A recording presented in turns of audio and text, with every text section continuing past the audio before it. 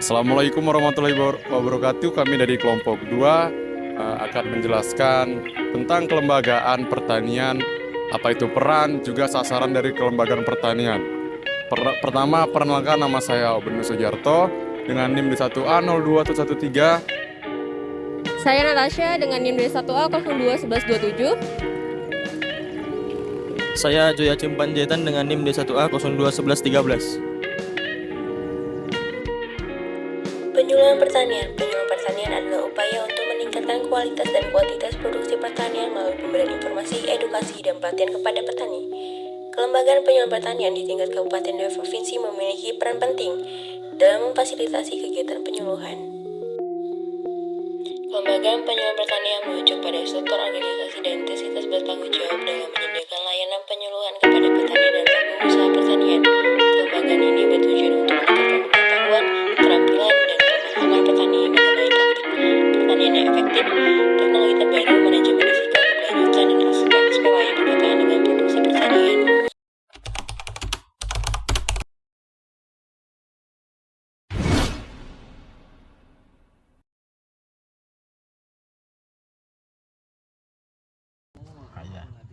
Ada yang masuk, ada yang tidak. Berarti kalau kayak Bapak, enggak berarti Bapak? Enggak ada masih bebas. Kenapa gitu Pak? Kalau kami kan masih baru soal. Masih baru? Karena sudah lama-lama. Terus Pak, ada nggak perbedaan Pak, ya para petani yang biasa yang nggak ikut masuk lembaga sama yang masuk lembaga? Jelas ada perbedaan lah dari segi bantuan segala macam kan itu kan pasti difokuskan sama yang masuk lembaga. Kalau kami kan enggak. Kami kan sendiri, usahakan sendiri. Terus kalau mau masuk lembaga gitu Pak, dari lembaganya itu orang-orangnya ngajak atau kita yang mau masuk Pak? Biasanya ada satu ketua itu ngajak kan bikin kelompok. Nah, nanti itu diajukan ke mana. Ada nggak nanti ajakan mereka, ikut Pak, nanti kami kasih ini gitu? Ya kelompok tani lah misalnya, kelompok tani. Nanti intinya itulah paling ya kalau kita petani kita bantuan pupuk segala macam. Kalau masuk lembaga, kalau enggak ya enggak. Dalam masalah segi pupuk segala macam tuh yang tahu sih yang masuk. Yang kan masih baru, masih kita 3 tahunan. 3 tahun. Bukan kami kan swasta punya. Udah ada petani. Cuman pepaya ini aja Pak, apa jagung juga? Sama situ nanam kacang panjang. Intinya kita sendiri, jadi bisa mungkin lah kita nanam apa mungkin barang tidak semua bisa menghasilkan ya. Masalah bantuan tuh enggak tahu kan yang ada anggotanya lembaga. Nggak secepatnya aja Pak masuk lembaga Pak? Nah itu kalau ada pembentukan mungkin bisa cepat, tapi kan ini kan nggak ada pembentukan. Berarti masih nunggu kabar lagi? Nah, itu nggak tahu, soalnya kan seluruh sudah masuk lembaga kebanyakan. Ya, intinya kita jangan berfokus sama lah. Kalau mau usaha itu Harus usaha sendiri dulu ya, kan tergantung. lembaga juga belum tentu bantuan apa yang kita belum tentu Yang kita butuhkan belum tentu turun, juga belum tentu ada. bisa langsung masuk. Jadi Pak, ini kan kami pertanyaan tentang lembaga Pak. Nah, jadi Bapak kebetulan juga belum masuk ke lembagaan. Nah, jadi kami pertanyaan dulu untuk sampai sini Pak.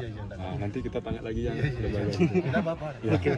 Soalnya apa yang bisa kami jawab. Iya. Bisa.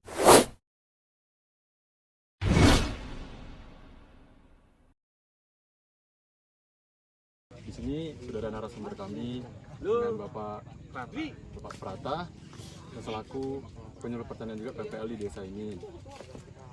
Kira-kira Pak, petani di sini udah masuk lembaga pertanian gitu Pak? Sudah, dia kan kelompok tani termasuk lembaga kan? Iya, mereka sudah terlembagakan. Itu dengan nama kelompok tani makmur. Berarti cuma satu itu aja Pak? Di sini banyak, ada kelompok tani, ada 8 kelompok tani yang hari ini kebetulan hadir di satu kelompok tani makmur. Kira-kira apa aja Pak yang dilakukan dari dibuatnya kelompok tani ini atau lembaga petani ini Pak? Gimana? Yang dibuat untuk para petani ini, tujuannya dibentuk kelompok petani ini masuk ke lembaga itu? Kelompok tani ini kan ada sekumpulan petani di dalamnya yang mempunyai tujuan yang sama. Jadi dengan kelompok tani mereka akan lebih kuat, akan lebih mudah untuk mengakses informasi, sarana dan lain sebagainya. Ada nih Pak, tadi para petani yang ternyata belum masuk ke kelompok petani. Ada, memang ada. Jadi tidak semua petani itu tergabung dalam kelompok tani.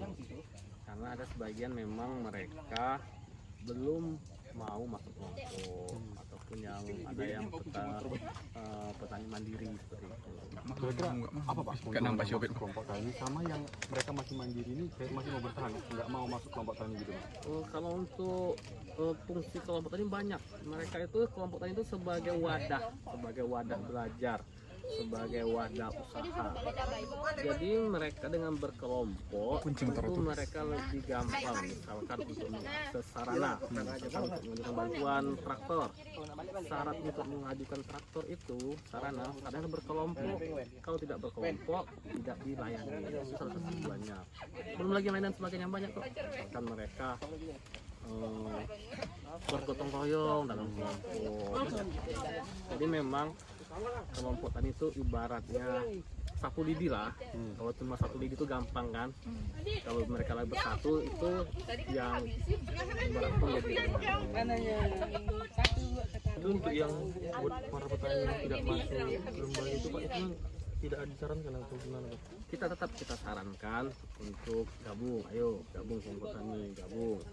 Tapi kita kelompok tani kan pasti ada yang pro dan ada yang kontra. Itu kan tidak bisa kita pungkirin kan. Mungkin nanti sejalan waktu melihat hasil dan bukti mudah-mudahan bergabung lah yang belum. Ya kan para petani di Indonesia kan baik, kan ada berbagai suku. Jadi bagaimana Bapak komunikasinya bisa dengan baik atau dengan lancar gitu pada para petani? Kalau untuk penyuluh kan ada pepatah tuh, di mana kaki diinjak di situ langit dijunjung. Kalau kita masuk sini ya kita harus ikutin budaya di sini. Walaupun mereka mayoritas Jawa, kita nggak bisa bahasa Jawa, paling dikit-dikit piye kabare. Nah, itu kalau diundang datang. Ada nggak Pak masalah-masalah biasanya yang dalam lembaga gini Pak yang susah memang dijalani atau para petaninya atau Kelembagaan ini susahnya nih kelembagaan yang tidak aktif itu untuk mengaktifkannya kembali sangat susah. Apalagi banyak ini kan anggota-anggotanya yang sudah beralih fungsi kan, dulunya petani sekarang sudah jadi pedagang, sudah jadi pegawai, kerjanya susah. Cuma itu kalau kendala untuk kelembagaannya. berarti untuk sekarang masih jalan Pak? Kelompok tani? Iya. Masih. Kalau nggak ada kelompok tani nggak ada kegiatan kita hari ini. Oh, tapi mungkin ya dari yang petani yang sendiri. Iya.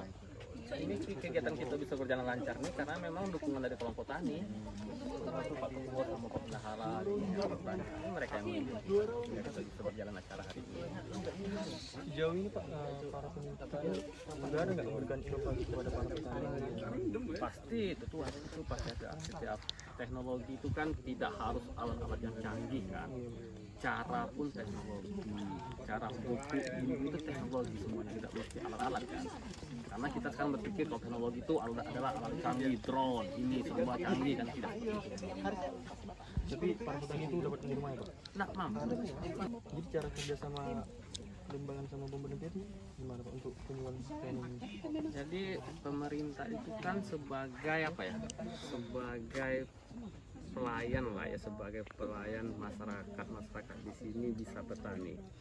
Artinya setiap ada sarana prasarana yang dibutuhkan petani, pemerintah mengakomodir walaupun tidak sesuai atau bukan tidak sesuai, tidak banyak sih. Misalkan yang diminta 5 datang 3 misalkan. Seperti bantuan yang lain juga, bantuan cabai, bantuan bawang itu adalah dari pemerintah, kita salurkan ke kelompok tani.